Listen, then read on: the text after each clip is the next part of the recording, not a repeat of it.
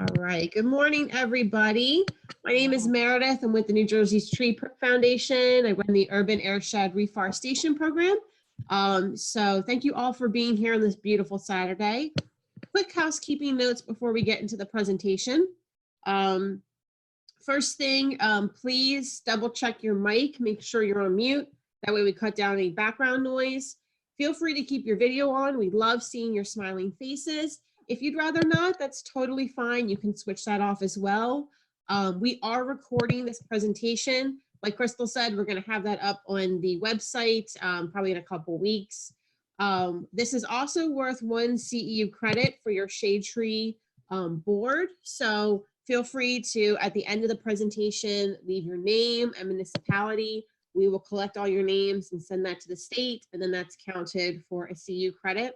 You won't get any notification from the state, but you will have it counted toward your community's shade tree program. And again, feel free to ask any questions, type in the chat box. Crystal will be monitoring that, and then we'll answer your questions.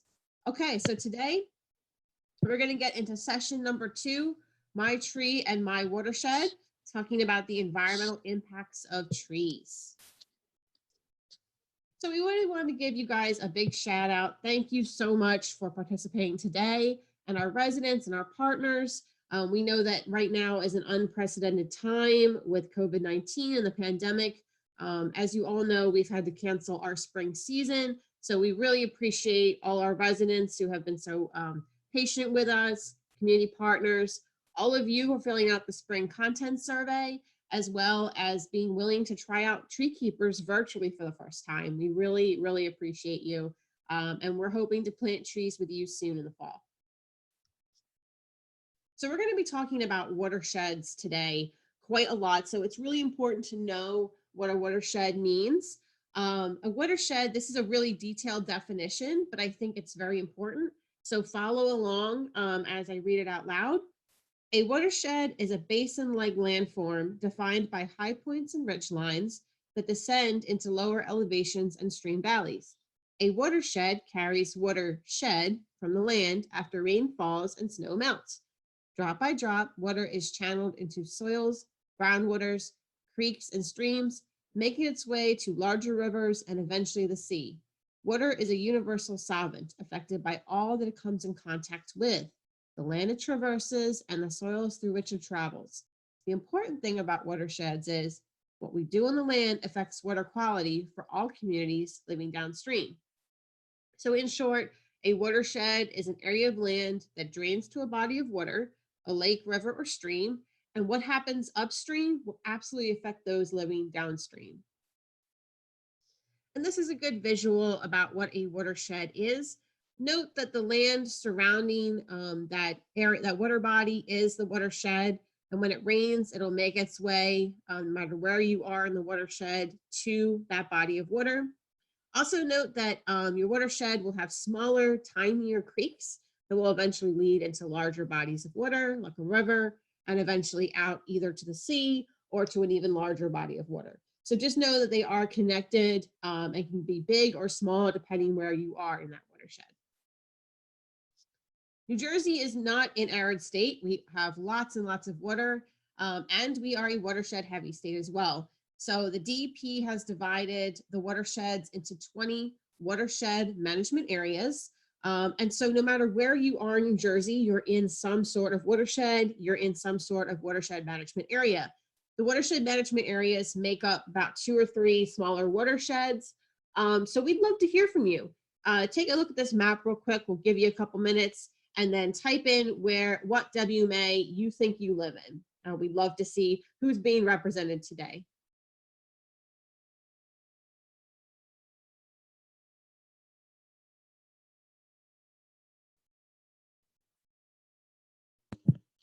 We've got Randy and Ranchocas. Anyone else? Hi, I'm in the lower Delaware. Another one in the lower Delaware. Woot. 16. I live in Glassboro, so I am 17. So I'm just on the border here, right between 18 and 17.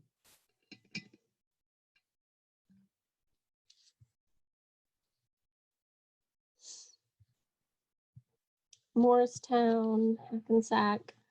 Bill pointed out also that the ground watershed doesn't necessarily coincide with the surface watershed. So yeah, Yes. these are like management areas, but More dealing with the surface water bodies. watersheds don't follow our boundaries. No, they do not. Try and mix up. Let's see, Skillman. I don't know where Skillman is, actually. Is that in 10? Upper and Mid Passaic. Yeah. Represent. Let's see, Newark. Our Newark program is the Lower Passaic and Saddle River. Excuse me a minute. I'm gonna put my cat, take my cat off my lap. Nancy. Goodbye, Snow Baby. All right, it's great to see a wide variety of watersheds. Yeah, we've got people Anybody all over the state. Do we have anybody else? We got answers from everyone, probably. West Orange, I think you might be in the Lower Passaic, but I'm not positive. Either the Lower Passaic or Arthur Kill, because you're kind of like right on the border. How do you send a chat? At the bottom of the, if you hover over the bottom of the screen, a little black bar comes up. What little black box? Um, I wrote a chat. Is that where I'm supposed to type? yes. Okay, I wrote it. How do I send it? Just press enter. Enter where? Oh. No, it says save chat. All right. I'm going to try enter. Did it come up? There you go. Yep, showed up. You're good. All right. Okay. Thank you. This technology is beyond me. All right. I'll mute myself. Okay, so we got a very good sampling. I'd love to see so many different watersheds, smaller watersheds, and WMAs represented. That's awesome. Anybody else, Crystal? Let's see. Is 5 Jersey City? I think so. I'm pretty sure. I know the ones that we work in off the top of my head, but the other ones, not so much. But I know that you are not in the Lower Pacific. So yeah, I think we're good, Meredith. Awesome.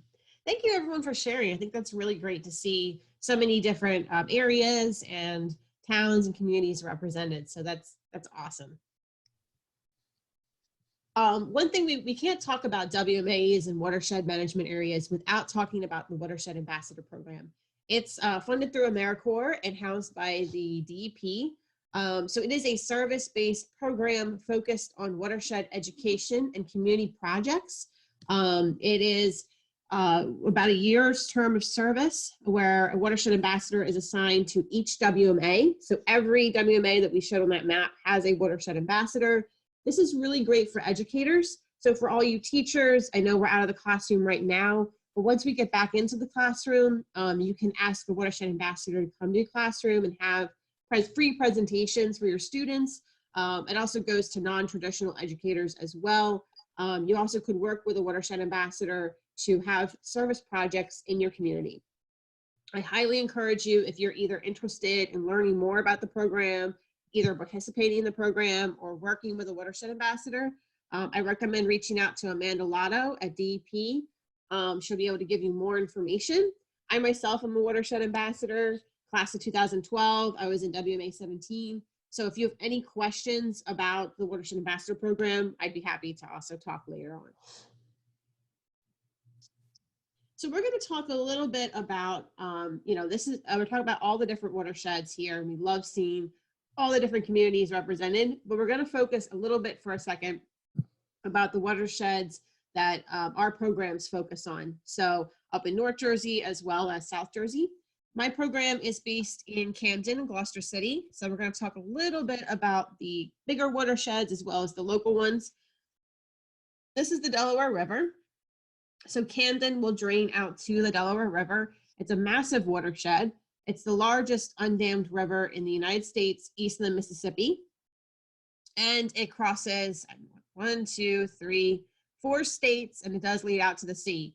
Millions of people depend on the Delaware for drinking water as well, recreation, industry, and so it's an extremely important watershed covering the entire western part of the state. In addition to the Delaware, we have 2 local watersheds that Camden will draw from. So this blue border is the city of Camden. Right below it is Gloucester City. For a minute, ignore those red dots. We're going to talk about them in a little bit. And we have 2 sub-watersheds that drain out to the Delaware. The one in purple is the Cooper River watershed. The gold section is Newton Creek. Both of them are heavily urbanized, very developed, and they drain out to the Delaware. But they're super important. We get our drinking water from them as well as the Delaware, and we depend on them for so many things, like recreation, wildlife habitat, industry, and being able to get out to the water. A few folks mentioned the Lower Passaic, so I'm so glad that we're able to feature it today. For Renaissance Tree Program in Newark, our focus is the Lower Passaic watershed. The Lower Passaic is a small watershed that is connected to the greater Upper Passaic and Middle Passaic River. That's 3 sub-watersheds that make up that large Passaic River, as well as the smaller sub-watersheds that connect to it. It's a heavily urbanized watershed that leads out to the Newark Bay, which will eventually connect to the Hudson. So clearly millions of people depend on the Passaic for drinking water as well as industry. And again, it's heavily urbanized. Just kind of showing you how important the Passaic is in the Newark Bay to the residents of Newark. Not only is it dependent on our drinking water, but also Newark is a port city. So of course you have a lot of boat traffic as well as industry directly on the water. And again, the Passaic is also home to wildlife. So we depend on our waterways for so many things. They're such an important part of our life and for our cities. Unfortunately, watersheds are stressed, and we're going to talk about some of the pollution that affects our watersheds. National studies show that about 55% of our nation's waterways are in poor biological condition. Only 23% are considered fair. Up to 40% of fish found in the North American waterways are considered vulnerable, threatened, or endangered. So we have a lot of stressors affecting our watersheds. New Jersey is considered an urban state. So even the Pinelands, even Sussex County, where the mountains are, or Salem County with lots of farmland, all of it's still considered relatively urban. And so the following stressors we're going to talk about can affect you anywhere throughout the state. The big thing that's affecting New Jersey's watersheds is impervious surface. So as I mentioned, New Jersey is a heavily urbanized state. We have lots and lots of development, and with that comes impervious surface. It does not allow water to sink back into the ground naturally. What happens is we get runoff, and we'll talk about that in a minute. Impervious surface can come in the form of streets, sidewalks, rooftops, and parking lots. So again, it's heavy concrete. It's not allowing for the water to naturally infiltrate the ground. So I'm sure everyone knows about the water cycle, but just in case we want to talk about how it looks like in nature. Real quick, when the rain falls, of course, it's precipitation. It'll hit the ground. Most of the water will sink back into the ground as a form of groundwater, recharge those aquifers and groundwater bodies. And a small amount will run off as surface runoff and make its way to the nearest surface water body, so your lake, your river, or your stream. Some of that water will get evaporated naturally back into the clouds in form of condensation, and the cycle will repeat itself. And that's how it looks in a more natural, open environment.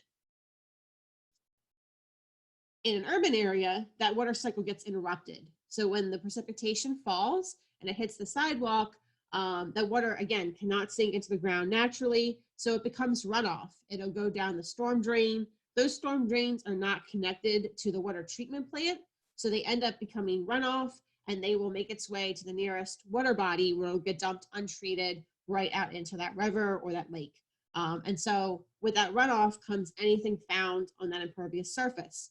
Think car oil, litter, pet waste, fertilizers, anything you can think of. Whatever is on that hard surface is going to make its way down the drain and out to our water bodies.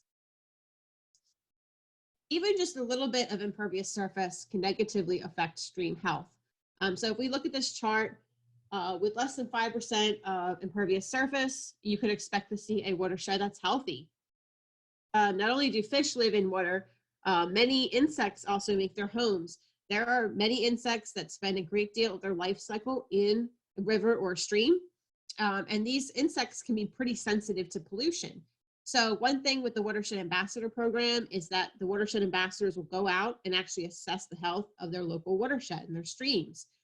They'll capture these insects and look at them and see if they're the ones that will or will not tolerate pollution. If you're finding sensitive insects in your water body, it's a good indicator that that watershed is more or less pretty healthy. And so the less impervious surface you have, the more likely you're going to find those sensitive insects. Even as little as 10 to 20% of impervious surface in your watershed can eradicate all of these sensitive insect species. You're only going to find ones that can really tolerate pollution. You're not going to find any fish species, and you're going to see things like erosion and the collapsing of those stream banks.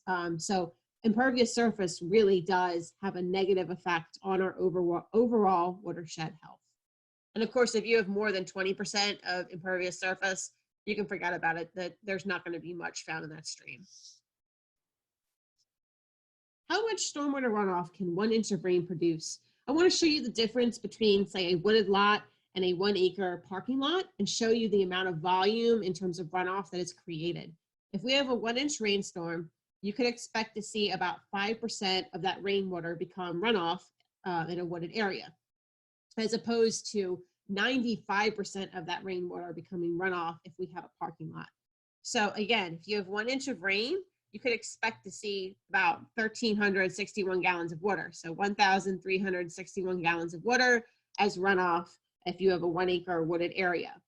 If you have a 1 inch rainstorm and a 1 acre parking lot, you could expect to see 25,800 gallons of water. So that's quite a big difference between the 1 acre wooded lot and that 1 acre parking lot. And again, as we mentioned before, all of that excess runoff is not going into the ground. It's going to our nearest surface water body, and it's taking with it any form of pollution that is found on that parking lot. And this is the end result, right? It goes down the storm drain. You're going to see all this heavy sediment that has, whatever in it. You're also going to see this motor oil, right? You're going to see those rainbow puddles. That's making its way to our freshwater streams. It's not healthy and it's causing pollution. There's a few other things to consider in addition to stormwater runoff. First one is harmful algal blooms. Some of you may have seen this last year in New Jersey. It was becoming a big concern in our lakes, especially in the northwestern section of the state. Harmful algal blooms are found in freshwater and marine water bodies, and they produce toxins that can be very dangerous to humans and animals.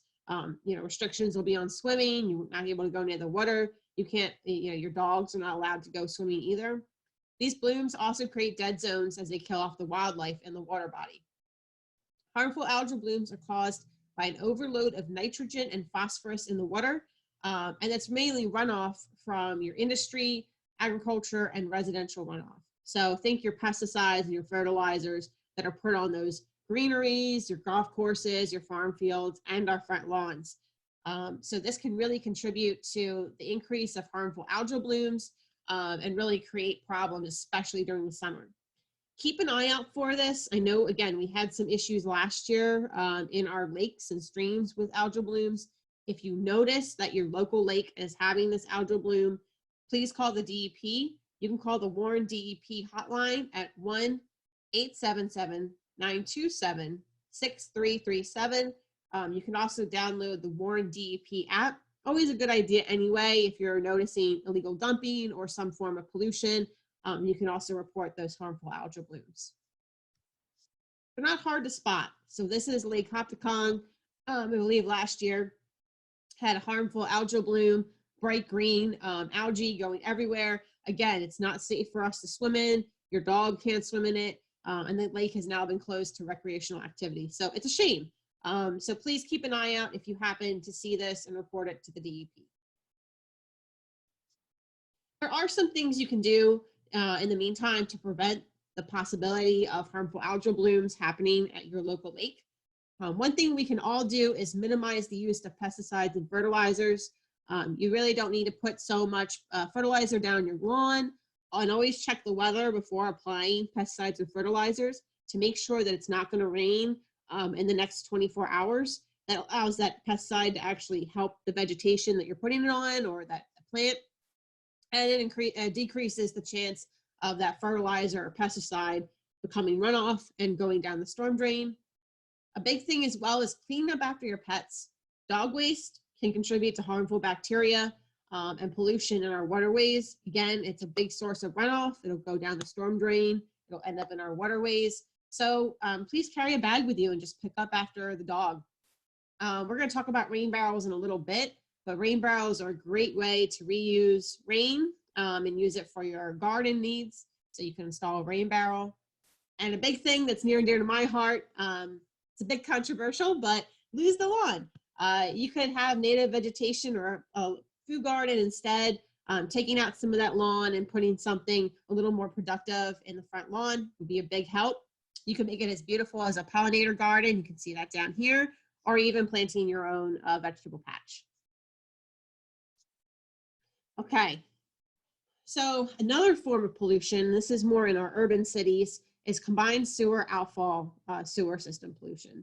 So this is found in our older cities. It's an outdated sewer system that contributes a massive amount of runoff and pollution in our waterways. So these systems, again, were made like in the 1800s. They're not designed for, a large amount of people. And so what happens is in a dry condition like today's a bright sunny day, what will happen is the sanitary sewer will make its way down the sanitary sewer and you'll have a small amount of runoff. That stormwater will combine. It'll make its way down to the wastewater treatment plant. It'll be processed and then released as treated fresh wastewater, right? So it's clean. When it rains, the sewer system becomes overwhelmed. There's just so much runoff coming in combined with the sanitary sewer. That water will combine. Some of it will make its way to the treatment plant, but there's an overflow. And so that'll go out into the nearest water body, untreated. Yes, that means raw human sewage will go into our local water bodies. It's disgusting, it's unsanitary, and unfortunately, this is the reality for some of our older cities. Yes, there are CSOs in New Jersey, and they exist in about 21 different municipalities. Take a quick look at this list and see if your community might possibly have a CSO.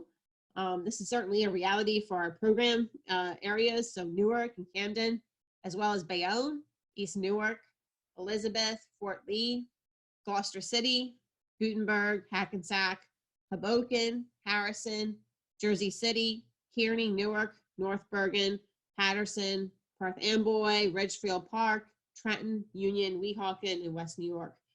So most of the CSOs are found in that northeastern section of the state, but we also have a few in South Jersey and Central Jersey as well. So unfortunately, these CSOs are a reality. They contribute quite a large amount of water pollution, and they're an environmental injustice issue. Residents should not have to have this in their backyard or polluting their waterways. Remember those red diamonds I asked you to think about?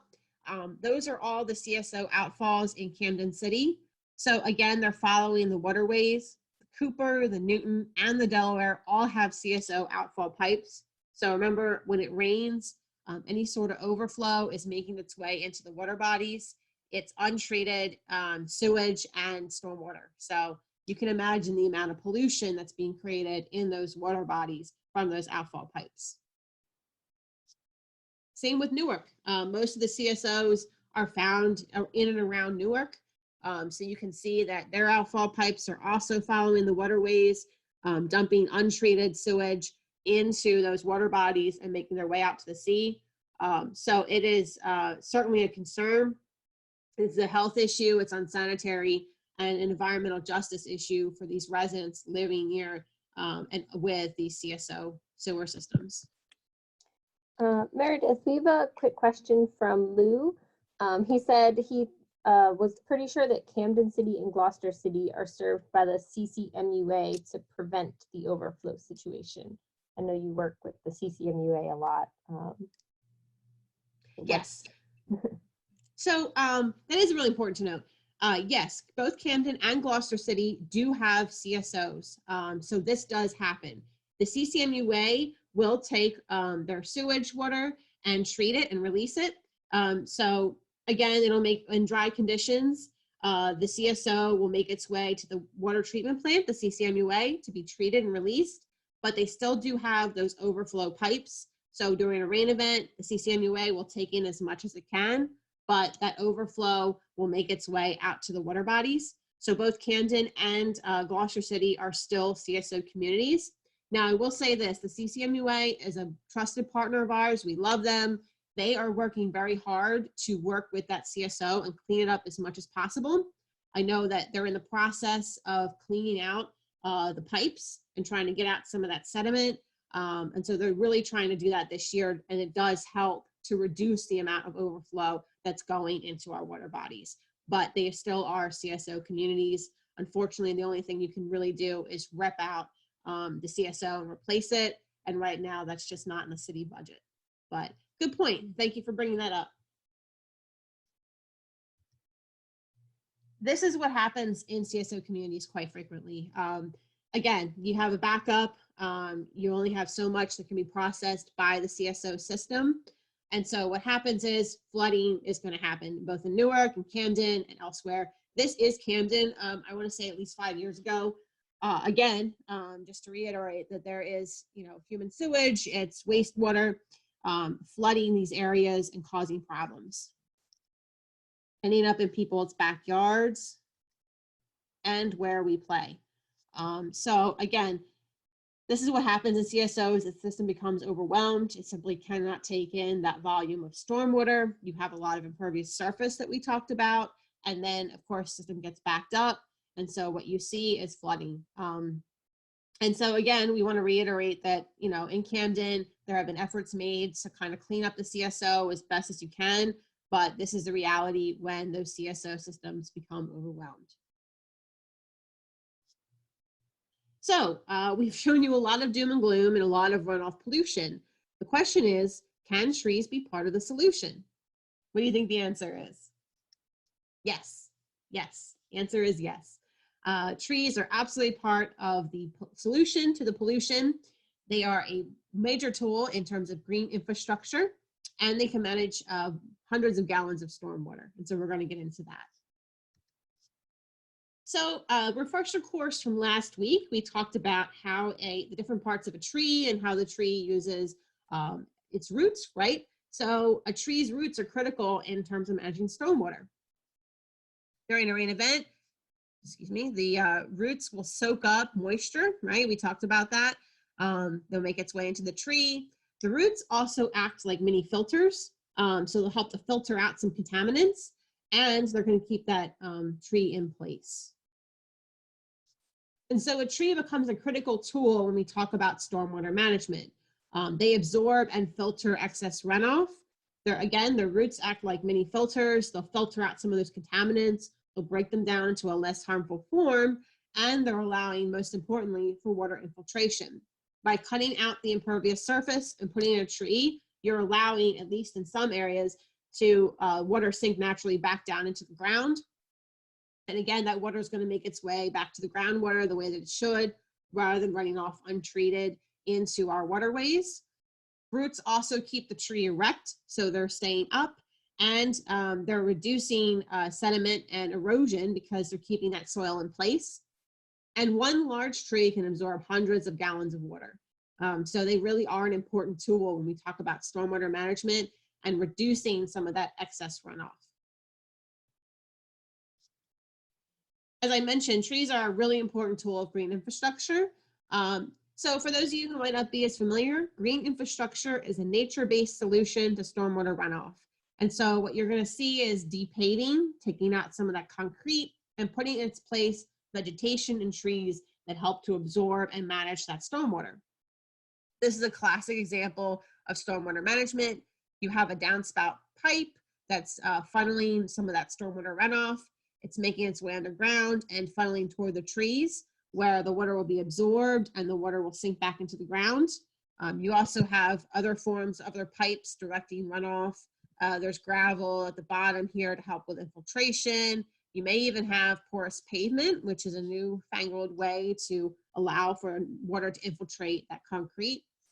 And again, you're taking out traditional concrete and putting in its place something that can help absorb that stormwater and infiltrate it before it becomes runoff and goes into the stream. We have a question from Sarah. She wants to know, in urban settings, what types of trees do you suggest for plantings like this? Great question. So I would recommend any tree that can tolerate an urban setting. So in our case, we always look for trees that can not only handle stormwater runoff, but also handle the demands of an urban environment. So I think a great example, if you're looking for a flowering tree, I'd recommend an ambulancia, right? That's a service berry. A dogwood is also a good example. If you're looking at a larger tree, any one of your oaks would be very good. You could also do the honey locust, right? We had that in the tree identification course, or a redbud. All of those trees that we mentioned last week, or that you saw, were very good urban tolerant trees, and they're great at absorbing stormwater. We do have a list on our site, and we can send it out in the follow-up email. We have a whole list of urban tolerant trees. Yes, we can send you some suggestions too in the follow-up email.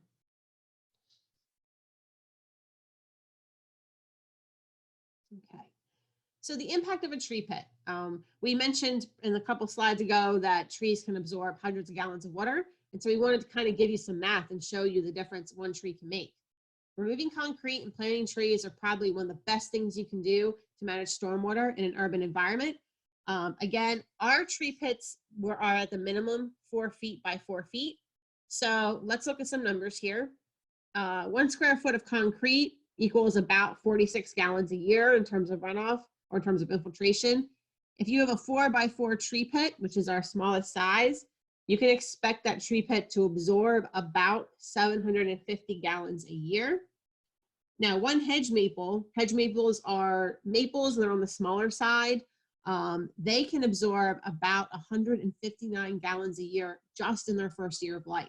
So think about it, that's 159 gallons that are not ending up in our waterways, and they're infiltrating the ground naturally. Over the course of its lifespan, as it grows, it can absorb up to 469 gallons a year over 25 years. So that is quite a large amount of water. And again, as the tree grows and gets bigger, it's going to absorb more stormwater. The larger the tree, the more stormwater it can manage. A larger species can certainly manage hundreds of gallons a year. As they grow, the larger it gets, it's going to absorb more stormwater. And again, helping to filter out contaminants and allowing that tree pit is going to allow for that natural infiltration into the soil. There's some additional environmental benefits to trees as well, beyond stormwater management. They also filter out air pollutants. So trees are just as beneficial for air quality as much as stormwater quality. They reduce industrial odors, so they're ideal to plant near factories and heavy industry areas. Studies have shown that trees help to calm people down, that they're actually really good for mental health as well as social benefits. We have found in 18 years of tree planting that you put trees out on a city street, people want to come outside, they want to sit under their tree, they want to engage with their neighbors, and it becomes an unofficial neighborhood watch. More eyes on the street means there's less crime happening and problems. So there are benefits to having socially and mentally for having trees on your street. They also help to cool the urban heat island effect. So of course, we think about our cities, they tend to be warmer than your suburbs or a rural area. So planting trees will help cool those cities down. Of course, they provide wildlife habitat, and they're an essential tool with climate change by capturing carbon and releasing oxygen. We also find that planting trees, especially with tight budgets right now, that they're more economical and cost-effective solution rather than trying to rip out an old sewer system and completely replace it. There have been efforts to clean out those sewer systems, But in the meantime, until that system can be replaced, planting trees can make a really big difference in reducing that runoff and helping to manage some of that pollution. We had another question from Sarah. She wants to know, in the urban areas, does flooding bother the roots, and does it jeopardize the integrity of the tree? Well, excess water certainly can hurt a tree. So that's why we always try to plant urban tolerant trees that can handle, some of that runoff and really help to capture it. Of course, if you have nothing but flooding over an extended period of time, that will certainly hurt a tree. But in normal conditions during rain events, that tree is really just going to soak up that water. Good question. Green infrastructure is capturing on across the US. So we are seeing more and more green infrastructure being implemented in our cities. This is a great example, again, taking out that concrete, putting in a vegetation, and planting a tree to help absorb that water. You also have runoff being directed right into these tree pits. We found it in Camden, Philly, New York, DC, Seattle, Gloucester City, and Newark. And it's growing across the US as more and more communities try to manage their stormwater. Lynn also wants to know, what type of concrete should we use when we replace our driveways? So, you could use gravel. That would be a little porous. I would look into porous pavement. There is such a thing, and it does allow for some infiltration of water, but that can be kind of expensive. I would discuss an option with your contractor and see what kind of options are available, if there are some options that will allow for some of that water to sink into the ground. Kristen said flexi-pave is a good option. I haven't heard of that. I also have not heard of it. Yeah. We're mostly about removing the concrete, not putting it back. Yeah. But I understand for a driveway, that's a pretty big necessity. Yeah. Good questions. Good answers. Okay. So in 2011, Camden, as we talked about, had a flooding problem, CSO problem. And so in 2011, Camden Smart was formed as an answer to some of these issues. Camden Smart focuses on providing green infrastructure projects around the city. So Tree Foundation is a founding partner of Camden Smart, and we have assisted with not only tree plantings, but helping to build some of these green infrastructure projects. These are two examples. These are rain gardens. So if any of you haven't seen these before, rain gardens are shallow depressions. They're they're shaped like a bowl. They're designed to capture rainwater and excess stormwater runoff, and they're strategically placed to help intercept that runoff before it enters the drain. They can be as big or small as you want. This is an example of one in a community garden. So it used to be an old abandoned lot. It was turned into a community garden. We have trees surrounding the rain garden, and it captures that runoff. The vegetation will help to filter out those pollutants, and the water sinks back into the ground. This is an example of using two green infrastructure tools together. So you have a downspout. The water comes off the roof. It goes down the downspout. It goes into the cistern, and then it's reused by the members of this church for their community garden. And then once that cistern fills up and it overflows, the pipe will direct it to the rain garden, where it can be processed and allowed to sink back into the ground. So using those two green infrastructure tools together to make an even bigger impact. Kristen also pointed out that rain gardens use plants that clean the water before it moves on. So extra benefits. Just like mini trees. And many of them also are flowering, so they attract pollinators, which is just an added bonus. Newark also has its own program. So in 2013, Newark Dig was found to, again, deal with the CSO runoff and pollution and stormwater. Newark Dig has a really cool map on their website that shows you all the different green infrastructure projects around the city. And then you can click on each link and show you that individual project. So Newark Dig has partnered with schools and community gardens to help create these demonstration projects and capture that stormwater runoff. So I highly encourage you to go to Newark Dig's website and see all the work that's been done in the last 7 years. The Tree Foundation is also a partner with Newark Dig.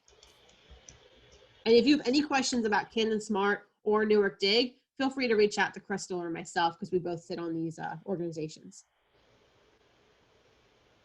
I can't talk about green infrastructure without talking about Rutgers. Rutgers has led the way in terms of bringing rain gardens to residents. For over a decade, the Rutgers RC program has built various rain gardens in New Jersey homes throughout the state.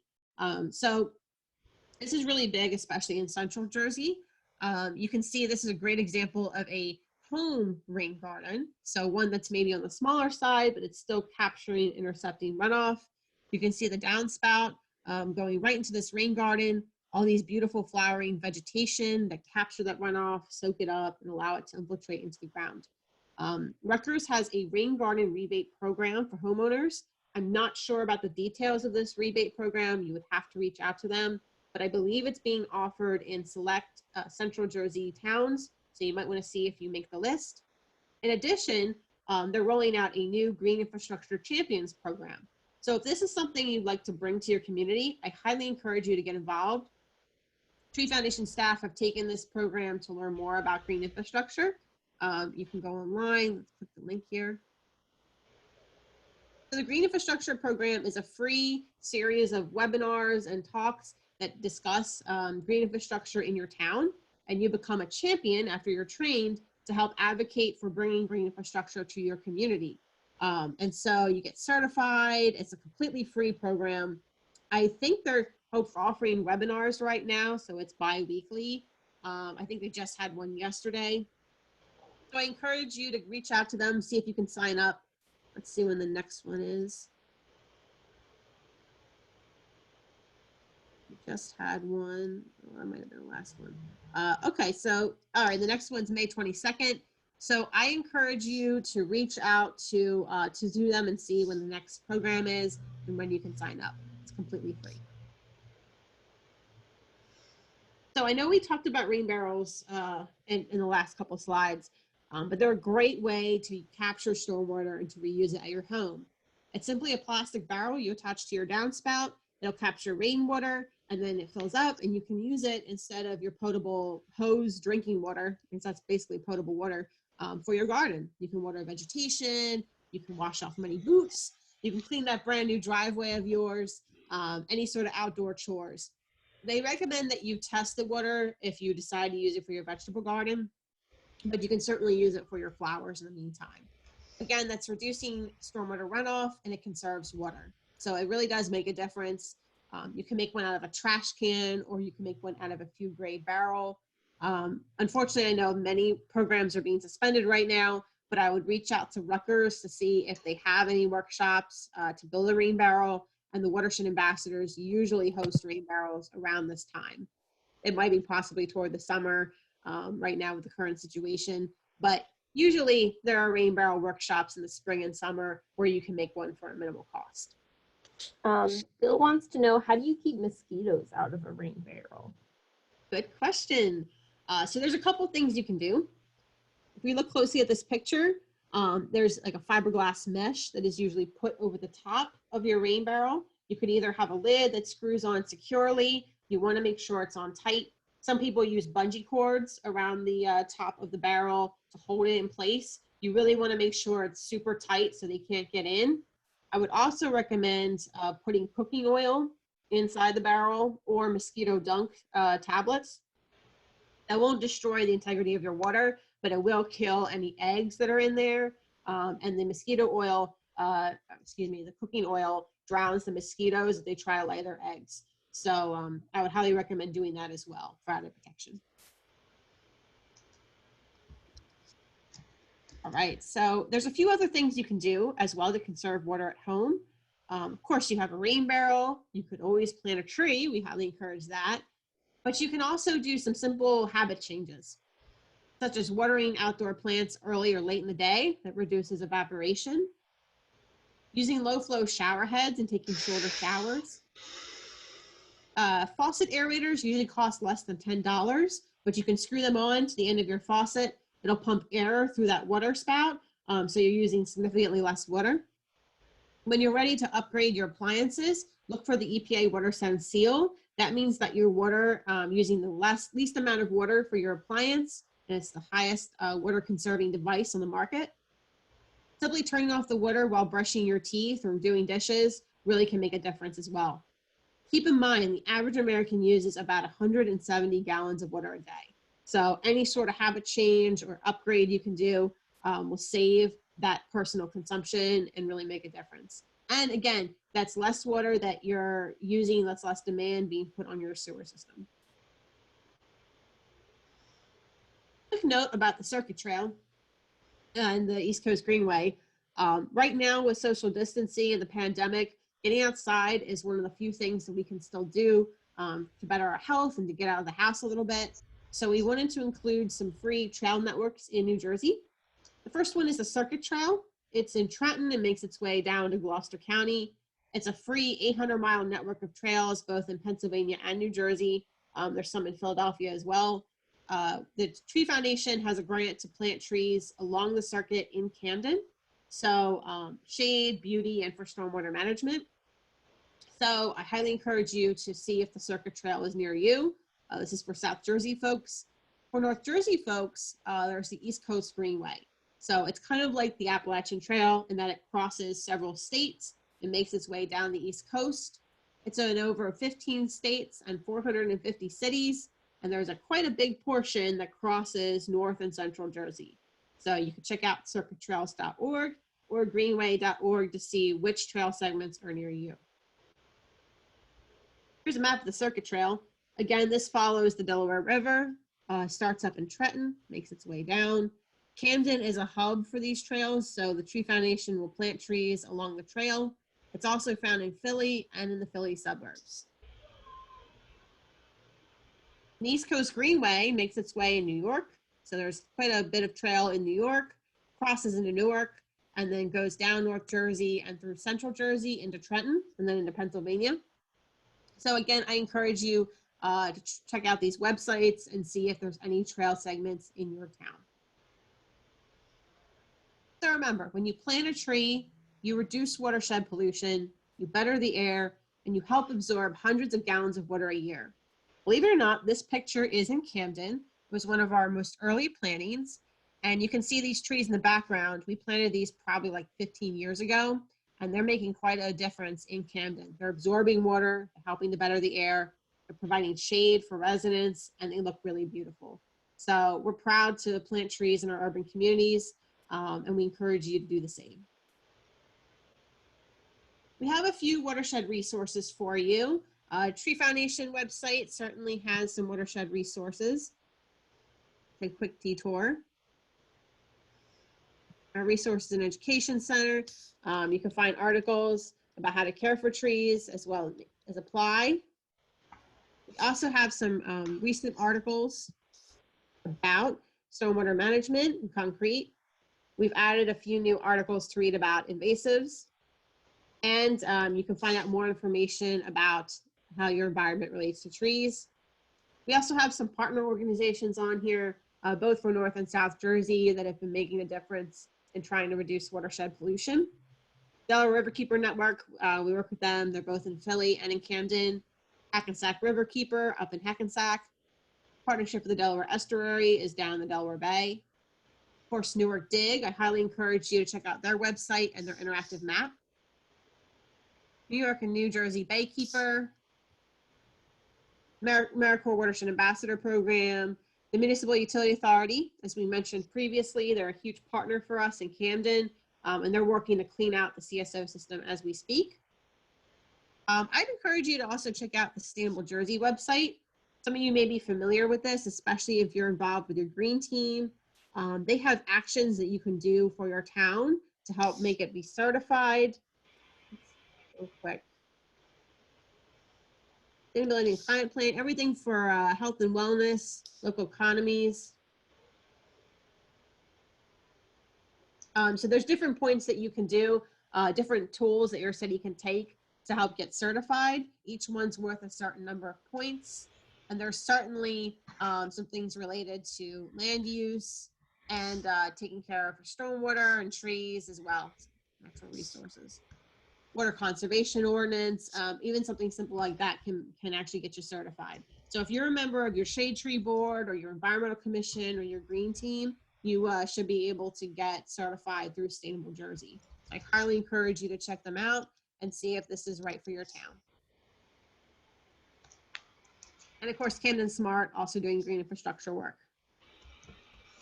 So again, quick reminder, we are participating in the Target Circle program. This is a great way to help support the Tree Foundation. When you make your average purchases at Target, you can vote for the Tree Foundation on your Target Circle app. For more information, I encourage you to check out target.com/circle. Quick reminder, this is geared toward communities in the Northeast section of the state. So Jersey City, Irvington, Bridgewater, Paramus, and Union, and a few other towns. So if that's not one of your towns, you can temporarily switch your personal target to be in one of those towns so you can vote for us. If you have any questions about that, I encourage you to go to that link and check it out. And you have until June 30th to vote. We definitely appreciate your support. And that concludes the presentation for today.